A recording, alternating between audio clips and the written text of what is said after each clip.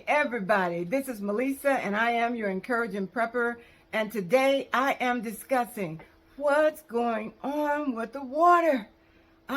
We had reports from Cardi B months ago. There was some in the news regarding the water in Georgia. So let's look at this short clip with me and let's see what's going on with the water. All right, come on back.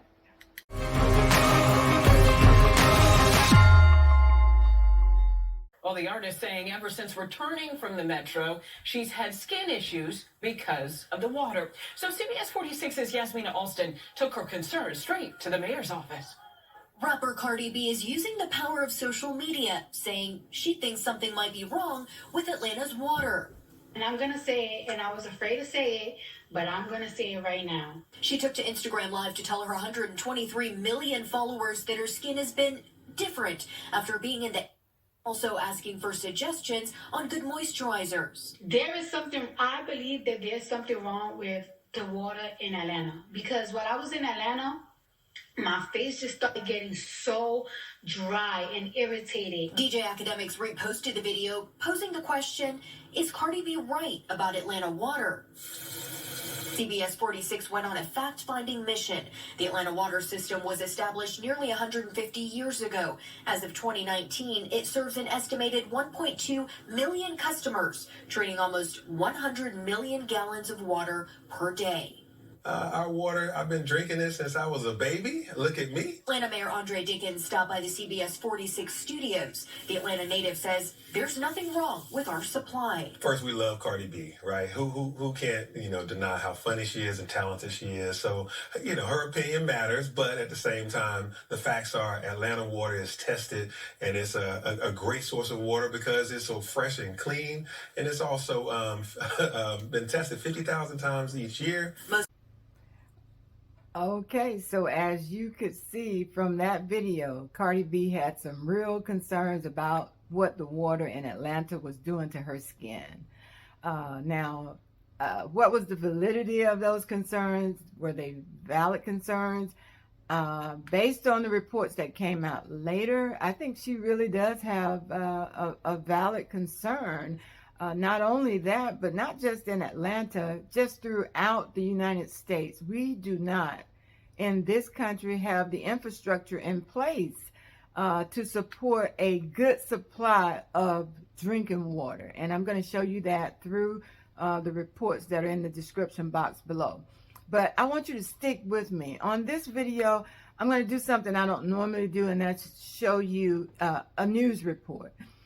Because I think this is this issue really needs to be discussed. I think it needs to be brought to the forefront because water is life. If you don't have a good supply of water, you can't live without water. So you can live for about 3 days, maybe 4 without water, but you cannot live long if you don't have a good supply of water. So I want you to stick with this video all the way to the end. I'm going to let you judge for yourself based on some of the reporting that you'll see in the video. Decide for yourself. Do you think the United States has everything in place? Are we going to be okay concerning drinking water as the years go forward? All right, so take a look at this clip with me. Cardi B's report was done February 2022. This report that you're about to see was only 2 months later. Check this out. Notices that for months, their water contained amounts of a dangerous carcinogen above the legal limit. Channel 2 investigative reporter Justin Gray looked into what water officials are doing to fix this problem.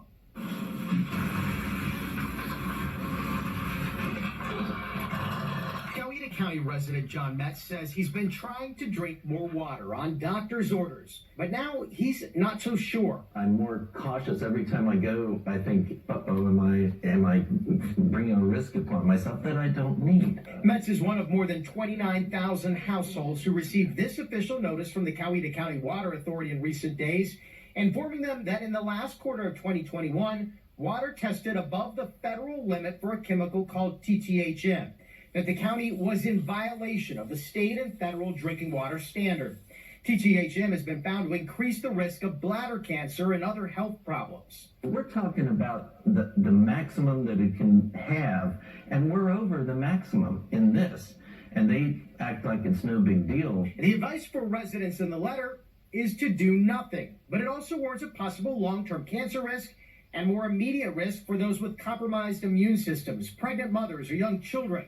We reached out to the Environmental Working Group, who warns that even low levels of TGHM can be concerning. With higher concentrations comes higher risk, and so the more that increases, the more worrisome it is. The Coweta Water Authority tells me while they were legally required to send notices to all 29,000 customers, they believe the problem is limited to a small number of customers on one line.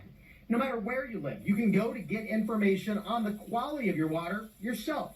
Municipalities are required to test for contaminants annually and post online or mail customers those results.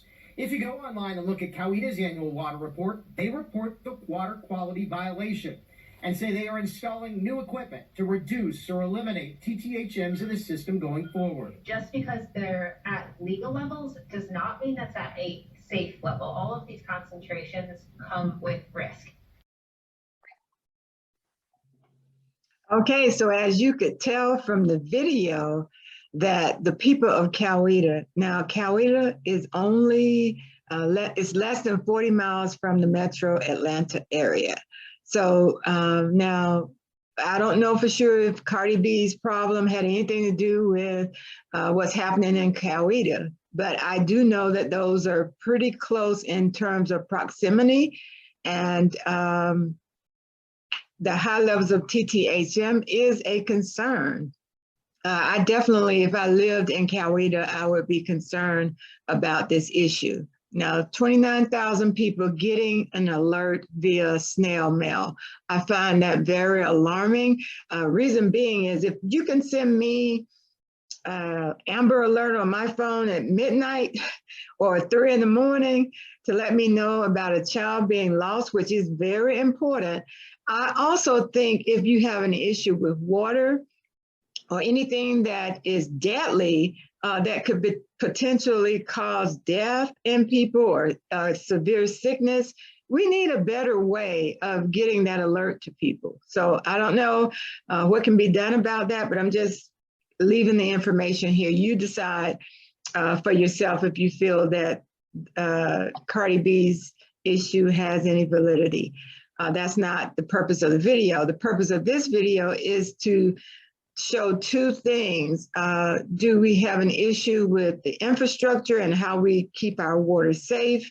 And number two, will we have enough water over the next 20 years, say? Will we have enough water 10 to 20 years from now? And based on what I'm about to show you, it's questionable whether we will have enough water. Okay, so let's jump into the actual reports here. The first report is a We Bill report, a digital magazine. This report was done back in September 2020, but it has some very valuable information in it. As you can see here in the report, 2 million American citizens are without running water. And that is alarming all by itself, but the danger with the pollution, the infrastructure needs urgent attention so that the quality of water remains high and safe for drinking. So here you see, I'm going to highlight this if it'll let me. It's a little bit sensitive. Okay, so here you see 44 million Americans rely on the water source that violates the requirements of the Safe Drinking Water Act. That's alarming that we have 44 million people that are potentially getting contaminated water. And this is not just with our immediate water systems. These worries go a lot further. 22 million citizens in the United States live without a centralized sewer system using septic tanks. So that's pretty alarming there. The water gap is not equally distributed through the United States. As you see here in bold, poor ethnic communities are particularly hard hit. And the most serious cases of water crisis occur especially in rural communities and in some urban suburbs. So we have an issue here. The states that has the highest percentages of citizens without direct access to drinking water, and we're talking about safe drinking water, would be Alaska with 5.75% of the total population, followed by New Mexico, then Arizona, then Maine. So this problem is across the board when we talk about people being without water, no drinking or running water. Okay, so a couple of things from this article here. Here's an article from CNN. This is from June of last year, less than a year ago. There was an article done with shocking numbers behind the Lake Mead crisis, the drought crisis there. And this is just an aerial view there.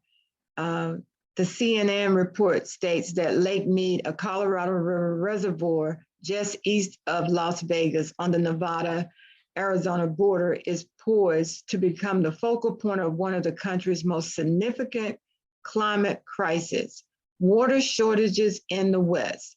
Millions of people will be affected in the coming years and decades by the Colorado River shortage alone, researchers say, with some being forced to make painful water cuts. Did you hear that?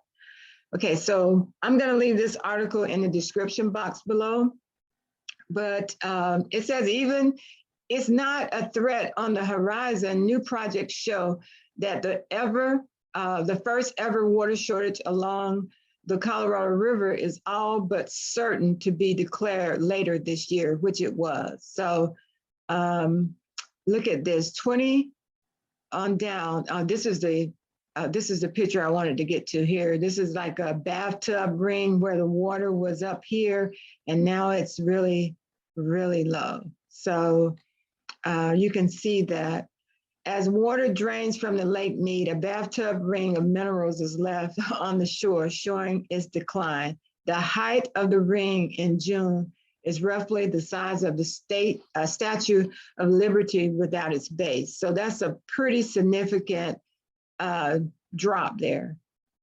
143 feet below full. So the question is, will we have enough water? And this reservoir here for Lake Mead, 25 million people rely on this lake for water. That's more than the population of Florida. So here is just some more of this to show an example of we need to really understand whether we will have enough water. I don't think this is being discussed enough. So I like to bring my subscribers things that, you know, you guys can look in the description box and do your own research and determine if you need to be stocking more water, what will be your water supply? Because there is no way we ever can stock enough water. But I will leave these in the description box below, and you can determine whether you're going to be okay as far as, and I believe we all will be okay. I don't want to leave that impression, but just start thinking about your water supply. On the emergency supply list, the first thing on my list is water. You got to make sure you have your water in place. Don't wait for someone to tell you on the news that, oh, this time in 6 months from now, we're going to have to do this, or we're going to start rationing, or you can only get so many cases per visit to the store. You don't want to be in that line. You want to be far ahead of the game. So that's why I love encouraging prepping and leaving you guys with things that can keep you ahead of the game, okay? Keep you up to date with what's happening.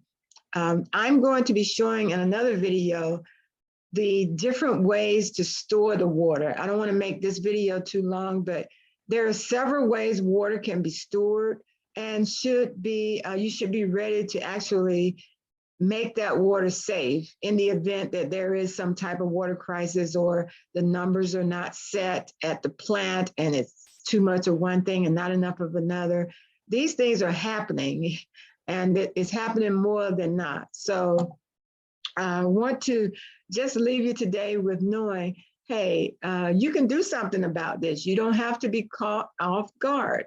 So until the next time, I'm going to leave it right here. I will be doing an additional video to show you those different ways to store your water, how you can stock up on it, how you can make your water pure, and the purification tablets and all of that. So I'll follow up with another video, guys. And until the next time, I'll see you in the next one. Bye.